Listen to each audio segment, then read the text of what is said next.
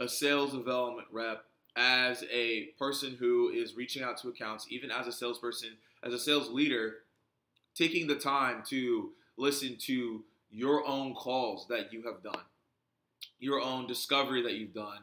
And when you even get the demo or get the conversation or get the initial discovery call, like find out in that call, like why you actually got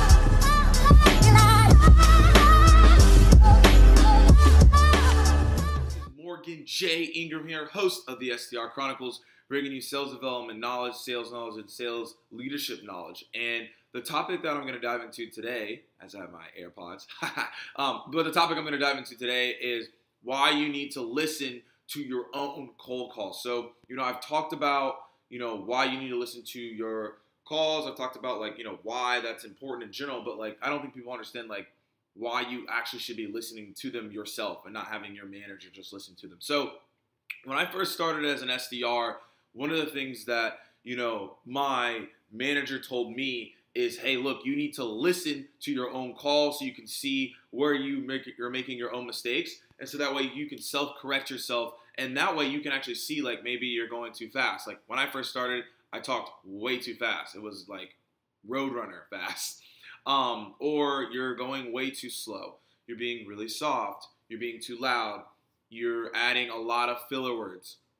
So as you go throughout this process, if you can self-eliminate those things ahead of time, then you're going to be a better cold caller overall. And when you break down your call with your boss, you already know, hey, look, I've already messed up here, and you already can provide that feedback for yourself. Now, it is still important to go talk to your boss about your cold calls, but it's just more important for you to take time out of your day while you go to work, after work, working out, to listen to your calls that you already have. Because if you're already listening to the calls that you already have and the calls that you've already done, and you can make those self-corrections, it's going to make you a better sales professional because you are going to know what you are messing up on. And so when you take that time to listen to a cold call, even a video recording, video are starting to blow up and get into the mix.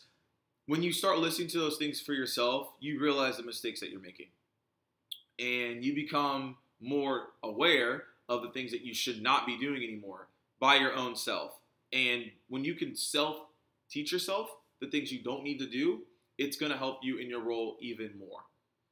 So think about that when you are going throughout your day, when you're going throughout your process as a sales development rep, as a person who is reaching out to accounts, even as a salesperson, as a sales leader, taking the time to listen to your own calls that you have done, your own discovery that you've done.